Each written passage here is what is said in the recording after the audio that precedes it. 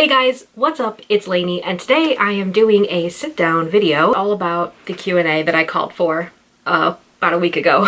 So let me tell you guys, I was so nervous that no one was going to ask me questions that I put it like in 3 different places, and I got over 100 questions. As a Libra, I don't want anybody to feel like I'm not answering your question because I didn't want to, or that I was like purposely ignoring you. This video is going to be divided into 2 parts because I want to answer all these questions that you guys asked me since you took the time to ask me them. The 4 categories that I'll be touching on in each of these videos, the first one being the Serpent Court, which will hopefully be my debut novel, general writing questions, questions about querying specifically, and then some personal questions. I will be linking down below where each category is kind of in the timestamp wise so that you can kind of skip around if you feel like it, or if you just want to watch the whole thing. That's great too. First, start out with questions on the Serpent Court. If you guys don't know, this is my YA fantasy romance that is inspired by the Borgias and the Italian Renaissance, as well as Cruel Intentions. Question number 1 is, what POV is the book written in? The Serpent Court is written in first person, past tense, and it follows my main character, Valentina. What's interesting about writing in first person past tense was that this was the first time I wrote in first person. All my previous books I've written in third person, still past tense.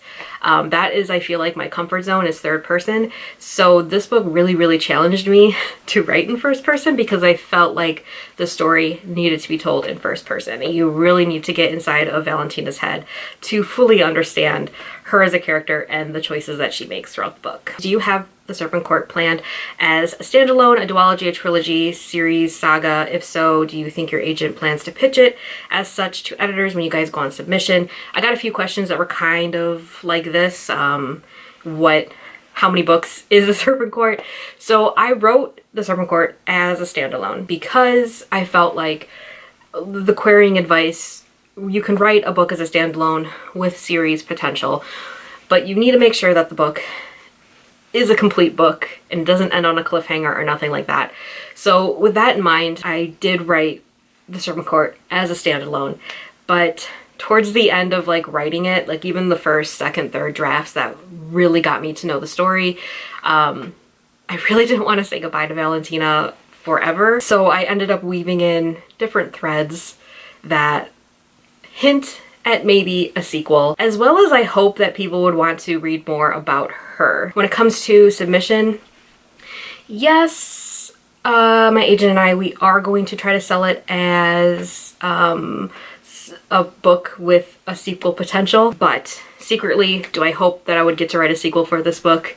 Yes, 100 million times. Yes, I really feel like Valentina deserves more than one book. Of your love interests, for Valentina, do you have a favorite? Like I said before, this book is a love triangle, and I have no shame in saying that. This one just spoke for a love triangle, and so that's what I did. I gotta be careful like what I can say and what I can't say, but I have talked about this in the past. One of the love interests is Dominic, and another one is Elias. They're both very different. Dominic is the priest, so he's that love interest, the forbidden one.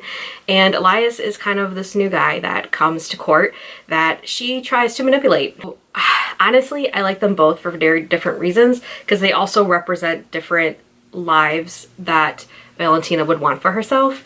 But if I'm being completely honest, one of my favorite interactions that she has with another character is actually the assassin, Gabriel. You can ask anybody that has read the book so far. I feel like every time I've gotten like comments back about it, they all are like, so wait, what about this Gabriel guy? Why do I like him so much? Why do I ship him with Valentina? Even my agent, in her notes for my revisions, she was like, I think I might be a late game Gabriel shipper. Here's the thing. You guys know how much I love doomed ships. Valentina and Gabriel's relationship was very much inspired by one of my favorite ships of all time from Game of Thrones, Daenerys and Jorah. Their whole dynamic and relationship was kind of based or inspired by Dany and Jorah because I just love the fact that they have such so much mutual respect for each other, but also he's kind of in love with her, and she only sees him like as a friend, but they have such good banter that I love writing every single scene with them in it. What character did you enjoy writing the most? Definitely Valentina.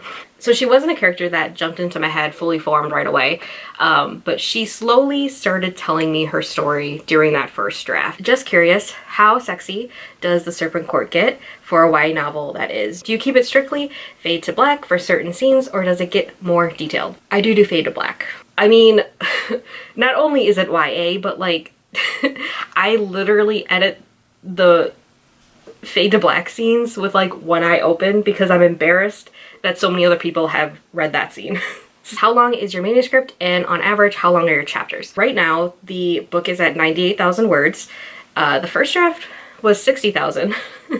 I queried it at very first time I tried querying it in 2019, it was at 86,000. And then the one that got me my agent, I queried at 95,000. So it has gradually gotten bigger with each draft. And then how long are my chapters? So I try to keep within 15,000 words to 3,000 words. Some might be more, some might be less, but I feel like that's like the average that, it's not that I aim to, that's just kind of like how the chips fall at the end of the chapter. People have already asked about characters. What was your favorite place to describe? I guess this is really interesting. I guess I really like describing the church. So a few different people asked me about what is Val's astrological sign. Listen, full birth charts for all my characters. That's what I did. Valentina is a Leo sun. She is an Aries moon. She is a Leo rising, which she shares with me. I am also a Leo rising. And then she is an Aries Mars and a Libra Venus. So when people say, why is she flirting with everybody? I can point to the fact that her Venus is in Libra, and that is why. Besides her, kind of like the rundown of the other characters, I've said this before in other vlogs, Dominic is a Capricorn. He is the hardest character to write and understand, but also he's a Capricorn sun, Capricorn moon. Why'd I do that to myself? But Elias is a Gemini sun, which maybe people are like, what does that mean? But let me tell you, the rest of his placements are all in water. So he is just like, yes, he's very curious and wants to know more about the world and the people that live in it. But he's just like very emotional. He wears his heart on his sleeve. He's a Pisces moon, a Cancer in Mars, and a Cancer in Venus. So, and then Gabriel, the assassin, he is a Scorpio. And then another one of her cousins, Paula, she is a Pisces. Her rival cousin, Caprice, is a Libra. I had a really hard time placing her at first because she's very much the opposite of Valentina, which is why they don't get along very well. So at first I thought, oh, she's probably an Aquarius then, because Aquariuses are the opposite of Leos. And then I was like, no, but that's just not quite right. But she is an air sign. And I'm like, damn, she is a Libra. Because she likes a lot of pretty things. This made her extremely easy to write because I am also a Libra. Even though she and Valentina are so completely different, they're also the same in a lot of ways, which as someone who is coming from, I am literally half Libra, half Leo, I was like, those signs are so closely the same, but also completely different. So I'm like, oh, that's right, she's totally a Libra. Sorry, I can talk about astrology forever, especially for my characters, because that is primarily how I understand them. Any fun trivia facts you can share about the Serpent Court, Easter eggs or references to other things, a subtle nod to the mummy or anything else? I actually do have a lot of Easter eggs in the Serpent Court. So there actually aren't any references to the mummy, but I do have a lot of other references from other like movies and things that I really love. So of course, Cruel Intentions. There's a lot of different Easter eggs to Cruel Intentions. I even have a line that says Cruel Intentions or Cruel Intention in a sentence, because that is my nod to Cruel Intentions, as well as the journal that Sebastian has in the movie. It doesn't have that much of a plot point, but Dominic also has a journal that he writes pretty much everything that he learns about people in it. Also, the iconic cross necklace that Sarah Michelle Gellar wears.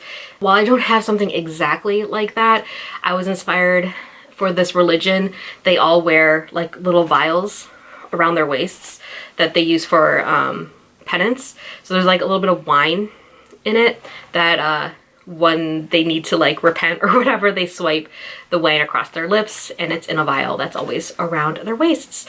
So that was a nod to the cross necklace. I think that was it for Cruel Intentions, besides the bet, but that's part of the plot, so that's not really an Easter egg. So Dominic is named after one of my favorite action heroes, Dominic Toretto from the Fast and Furious. There's a couple Fast and Furious references in there. Also their last names. So her name is Valentina de Rosa, and obviously Rosa translates to Rose, and Rose is my middle name. So that's another Easter egg. Another one of my favorite action movies is Die Hard, specifically the fourth one. Is that an unpopular opinion? Maybe, but I actually prefer the fourth one to all the rest of them. This line ended up changing a little bit, but I love how arrogant John McClane is, and he has his little one-liners, and there was one of his one-liners that was inspired by something Valentina says towards the end, but I kind of adjusted it over the drafts, but it's still a John McClane-ism instead of something he directly says. A few people asked like where did I draw inspiration for the Serpent Court and what authors kind of inspired me the most. I've kind of talked about this before. I was inspired by the Borgias and Cruel Intentions. Authors that have inspired me, I mean my faves, so like Marie Rotowski really inspired it because I thought of her book being a court intrigue book with no magic, and that's kind of what I wrote as well, is a YA fantasy with no magic. Leigh Bardugo, of course, the Queen. Morgan Rhodes, literally my favorite author. Also Mary E. Pearson as well. Kind of going off of the astrology stuff. Someone asked if I would get along with Valentina. At the beginning I thought, yeah, I totally would, even though I'm definitely beta compared to her. Would I like to be in her inner circle? Yes, but do I think we'd be best friends? Probably not. I think the last Serpent Court question I'll answer before we move on to the next category that will lead us into the querying one is, how many drafts of your book did you write before querying? And I know someone else asked me in the querying how, like, what was my process in editing the Serpent Court. I wrote the first draft between October 2018 and May 2019. That was the first draft, 60,000 words. I sent it off to my critique partner. She gave me notes. I edited it again, making it the second draft, and then I sent it to Lindsay Puckett and then my other critique partner Julia. They read it and then they sent me back notes, and then I edited it again. So this was the third draft. Then the third draft is the one that I queried with at the very end of 2019. Not a good thing. I shouldn't have done that. So I queried it from the very end of October of 2019 to January of 2020. That's when I quit because I was depressed. I felt like I failed at querying because it just wasn't getting the response that I thought it was going to get. I pretty much quit writing, was devastated basically. Pretty much of the beginning of the pandemic, I quit writing, didn't write anything. June of 2020 was when I decided that I wanted to pull it up again and try to figure out what was wrong with it. And then that's when I enlisted some help from other great people, Christine, Robin, Katie Ann. They all read it over the summer, gave me their notes. I revised it, so that made it the fourth draft. The last two people who touched it was Martinez and Alex Brown, and they read it, gave me notes back, revised it again, making it the, I already forget where are we at, fifth draft. And then I did it again on my own, did another self-revision, made it the sixth draft. That's the draft that I sent out to query again at the end, or election night of 2020. That is the one that got me my agent. Okay, so now we're going to get into querying. Is there anything that you learned from early in your querying journey that changed how you approach querying? Is there anything you would have done differently knowing what you know now? First started trying to query in 2016, and I think the biggest thing I wish I knew was vetting agents better. When I look back at the people that I queried in 2016, almost none of them are agents anymore, and also they're very, very mediocre. They don't have a lot of sales. They still don't have a lot of sales 5 years later. I do think it really helps having someone who's also in the industry that's just a little farther ahead in the journey than you. I was very lucky to become friends with Alexa Dunn, and she really helped me vet agents a lot more, and that was invaluable to me. Any tips for inspiring authors who want to be traditionally published? I've queried several times with no interest. Hard not to feel discouraged, but also inspiring to see it's possible. If you've queried several times with no interest, I would suggest looking at your query as well as your opening pages and just see maybe if you can alter those a little bit to make it more clear and make sure the stakes are definitely there. Have friends look over and give you your feedback. The best thing you can do is just start working on something new as well, because if the one you're currently querying doesn't work out, you at least have something else that you're already working on that you can eventually start to query to. How valuable do you think first page feedback from an agent or editor is? I don't know if this is in terms of paying for services like that, because I know that some agents and editors offer services like that. I've never done that before, so I really can't speak to whether I find that valuable or not. How long did it take you to get your agent? So I've realized that this last time that I did it, from the election to the insurrection, that was relatively fast for what I feel like other journeys have been. So I got my agent in 2 months, but I don't want people to think that that was like a quick success when I've been failing and failing hard since 2016. How did you handle the call? Were you prepared with questions, and how was it telling an agent that you wanted to go with someone else? So if you haven't watched my How I Got My Agent story, I did get 2 offers. For the call, I basically went through Alexa's website because she has like a PDF of like questions you can ask an agent. I also watched some of her videos that were kind of related to the call as well, and I just wrote down what I felt like I would want to know from an agent. I used that sheet with both of the agents that I talked to, and then honestly it was awful telling the second agent that I didn't want to sign with her. I sent an email. It was really nice. At least I hope it was nice. So next we're going to move on to some of the writing questions. There were a lot of writing questions. Do you have any long-term plans for your career? Also, I had a couple of questions about what would your ideal author career for the next 5 years look like. If you watched the live that Alexa did with Lindsay and I expect the second season of the Serpent Court to be premiering somewhere on TV, but realistically, what would be great is that I'm consistently writing and still selling books eventually. And when I say eventually, I say years and years and years from now. I would like to be able to support myself full-time with my writing, but it would have to be so far in the future and for me to be very successful. I have no plans to quit my job. I like my job, and my job also has great healthcare and benefits. So there's no plans to leave my day job anytime soon. But I would just hope that my books have found a readership and people really enjoy reading what I write. And that's just like all I can hope for. Any tips on attacking the second draft? I usually always focus on the main big picture things. So the plot, the character, and the setting. Make a list, or however you feel like is organized for you, of the things that you know you need to fix going into it. It depends like whether you have critique partners read your first draft or not.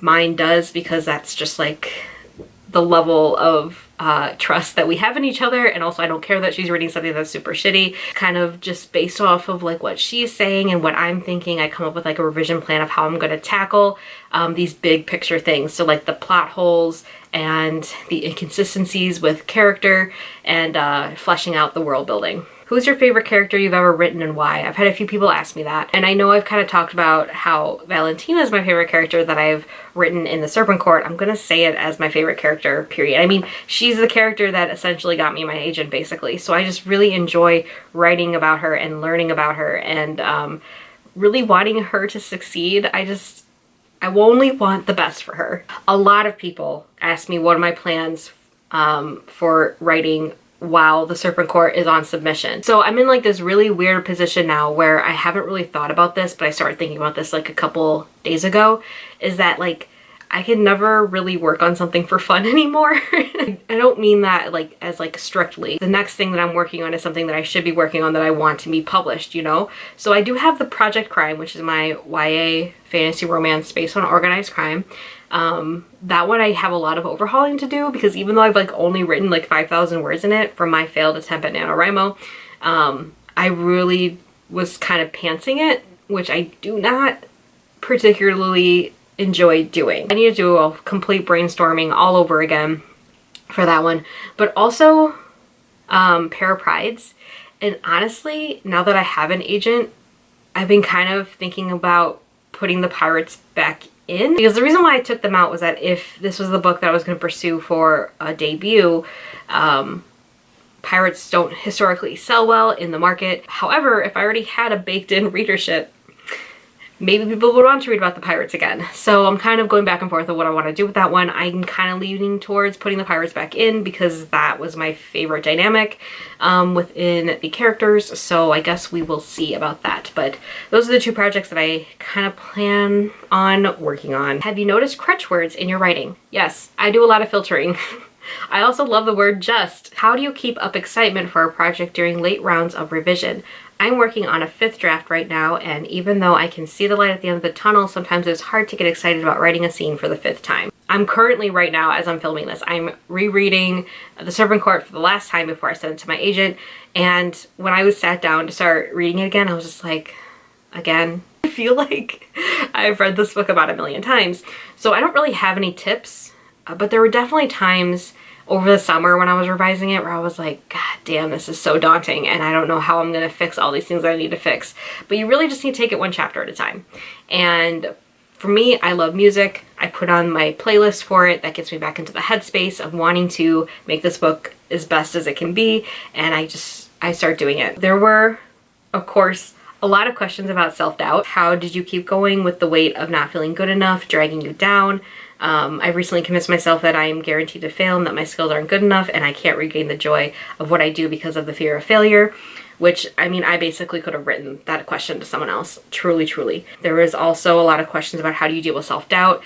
What do you find triggers it and how do you combat it and what comes up? Can you talk about giving up and coming back to writing and rejection? I could probably talk about this whole topic in a whole ass video, 20 minutes long. Honestly, okay, self-doubt does not go away. It never does. And it's just something that I've recognized coexists with my craft. I don't think I'll ever get over it, especially with querying, is that when you get rejection after rejection after rejection after rejection and you're just feeling like, wow, I'm not good enough. This is never going to work out for me. I'm never going to become a writer. All these thoughts. And then for me, when I did get the agent, I still didn't fully believe it because I was like, you must be wrong because all these other people said that I sucked. Basically, I mean, not really, but you know, none of these other people thought I was good enough. I mean, I struggled with that for the 2 weeks that I had my deadline because I just didn't understand why suddenly it all changed for me. So how do you keep going? So I don't have any tips or tricks for this. I just mentally tell myself I have to keep going. And that's truly what keeps me going, is my mind telling myself I have to. But I'm someone who firmly believes in everything happens for a reason, everything that we do shapes us, and you can really only keep looking forward instead of looking back. And that's how I feel. I don't know if that's like the right answer or what people want to hear. Do you have any tips or advice on how to avoid insta-love when writing a relationship? I find I'll think that I've slowed the progression of a romance enough, but then when others read it, they feel it happens too quickly. It's hard when you want the plot to progress and benefit from the relationship, so you don't want to take too long in establishing it. So I have a lot of thoughts about this. So yes, so insta-love. Valentina and one of her love interests, Elias, they meet in the book. They don't have prior history like she does with Dominic. I paid particularly care with their relationship because I did not want people to think that it was insta-love in any way, shape, or form. I do want to say that I do think there's a difference between insta-love and insta-lust. I have no problem with insta-lust. And I think some people confuse the two. Not that Elias and Valentina are in insta-lust at all, but I just, like, as a whole, I feel like those two concepts are very much confused all the time in books. For tips on not having insta-love is that I really focus on building a relationship in stages. So with Elias and Valentina, I'm trying to say something that I don't know if it's spoilery or not, but I try to like get them on common ground, have things in common, talk and learn stuff about each other as their relationship is progressing. Also, friendship is, I think, very important in the natural progression of their relationship. I think I would just really focus on building the relationship outside of a romantic relationship, and I think that will help with people not thinking that it's insta-love. I've just begun revisions on my first draft and it kills me to have to delete so much when I fought hard to get the word count up every day. I know I have some major dev edits to make or the book just won't be what I want. Do you have any tips of tackling big changes that affect the entire book? Let me talk to you about pair prides and sharp hollows. This is a tip that doesn't really apply because it's after the fact, but I have learned that underwriting a book has majorly benefited to my revision plan going forward. I overwrote pair prides and sharp hollows both times, over 100,000 words. The Serpent Court was only a 60,000 word first draft, and I found that to be so much easier with revision and just building on things instead of having to like remove huge parts of the book or rewrite major parts of the book. I didn't find that when I was revising the Serpent Court, even though I did do like a lot of rewrites and stuff like that, but I didn't feel like I was drastically changing the story, if that makes sense. I don't think I'm a good person for tips because I just straight up rewrote stuff and it wasn't fun, and I do feel like I wasted time in some of those revisions because I just couldn't figure out what the right story was I was trying to tell. Have you ever thought about dipping your toes into adult romance erotica, or are you exclusively going to write YA fantasy? For right now, I'm only going to be writing YA fantasy because branding purposes. Also, I really enjoy writing YA fantasy, specifically YA fantasy romance. But never say never because I do really enjoy adult fantasy romance as well. How do you deal with the middle monster? I keep starting projects and leaving them because the middle absolutely terrifies me, even when it's a fun story with characters I want to keep hanging out with. The second I reach the middle, my body seizes up. It seems so infinite to me and I feel very small, and the thought spiral of I can't do this is so big begins. I watched Alexa's video on the middle and that completely changed my outlook on how I approach the middle. So I'm going to link that video down below because I feel like that helped me so much. Also, I loved writing in the middle for the Serpent Court because it was, and Alexa talks about this in her video, it's the promise of the premise. You're basically putting everything in the middle that you promised your readers. Kind of suggest maybe writing a query letter because the query letter is basically your promise of the premise. So for the Serpent Court, it's all the parties.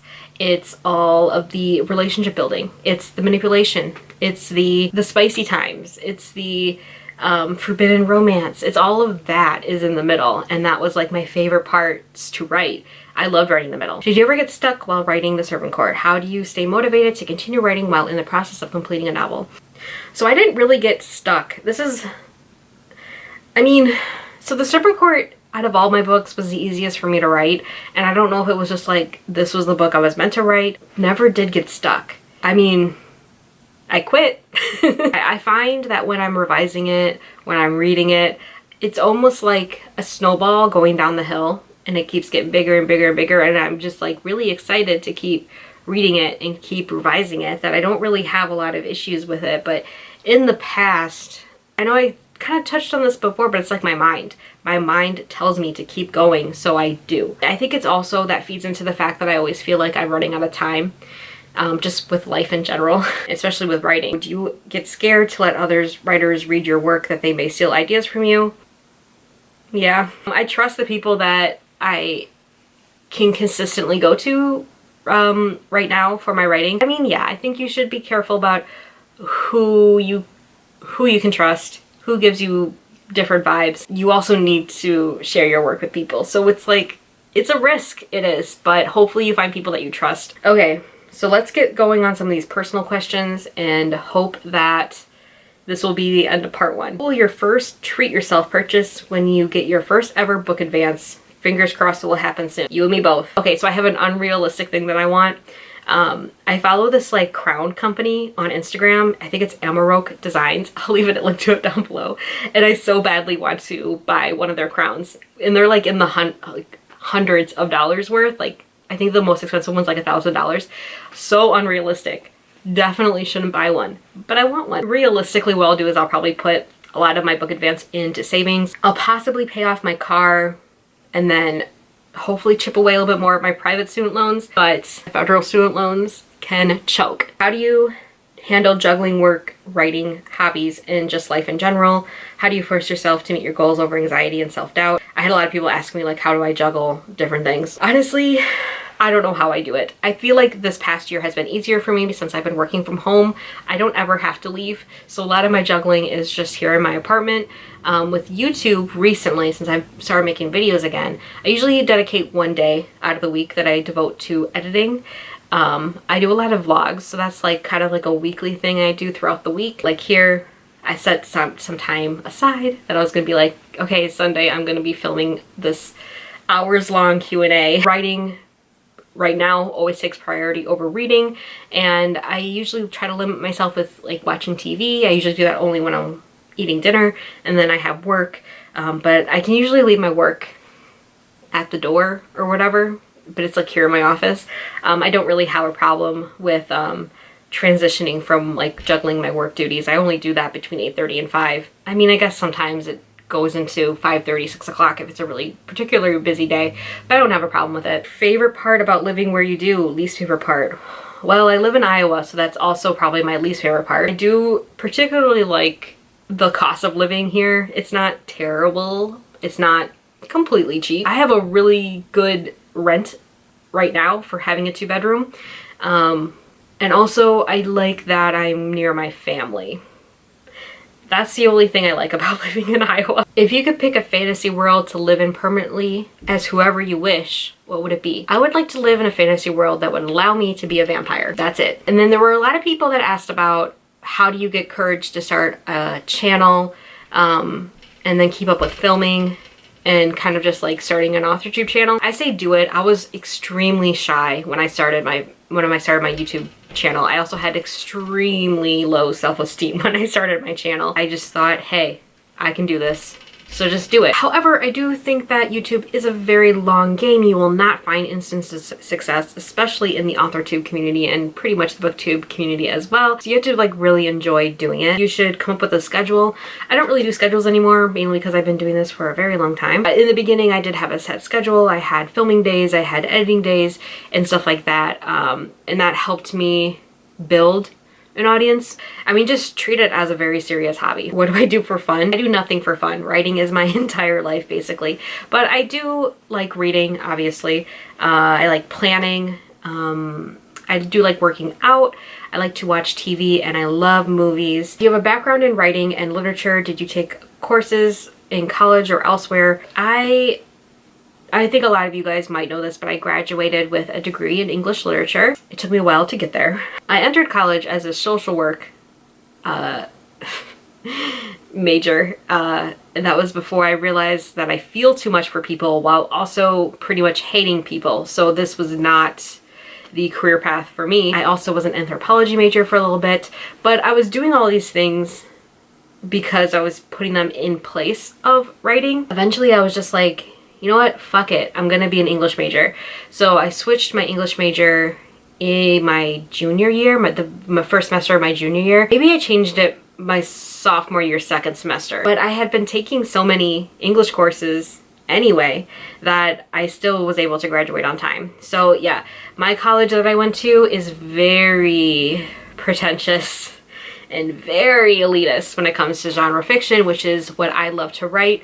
So I hated my creative writing classes that I took. However, I was an English major and not a creative writing major, which I think helped a lot because I do love reading, and that's basically what you do as an English major, is read and critically analyze text, but never ever regretted my English degree. Favorite candle scent, favorite candy, favorite color. Favorite candle scent is, oh, I don't know.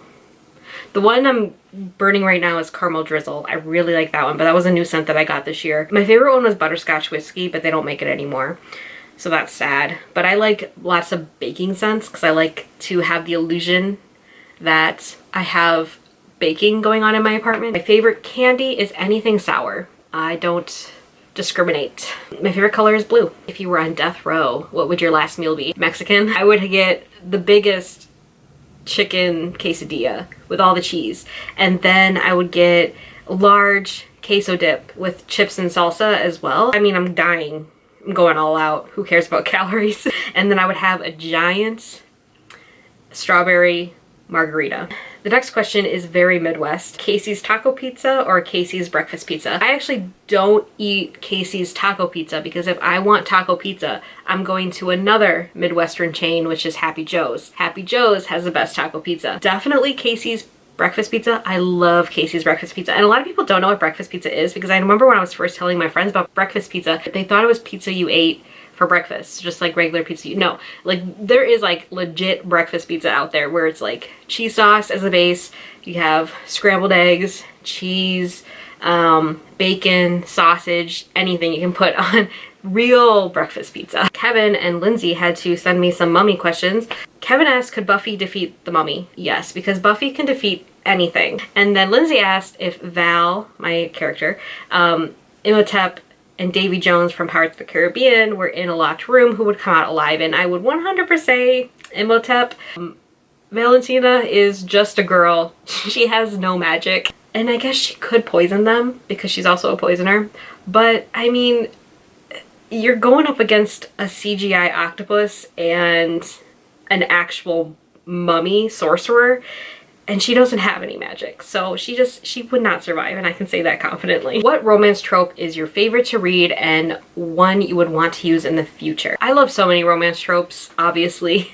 It's me. I love forbidden, I love slow burn, I love enemies to lovers and like true enemies to lovers. And one that I would want to write would be enemies with benefits, and there is an enemies to benefits relationship in Sharp Hollows. That is it for part 1 of this Q&A. We have a whole ass another video I need to film, and I've been filming this one for like over an hour. Thank you guys for sending in questions, and I really hope this was interesting for you guys. You learned a little bit more about me, about writing, about the Serpent Court, and I will see you guys all in my next video. Bye!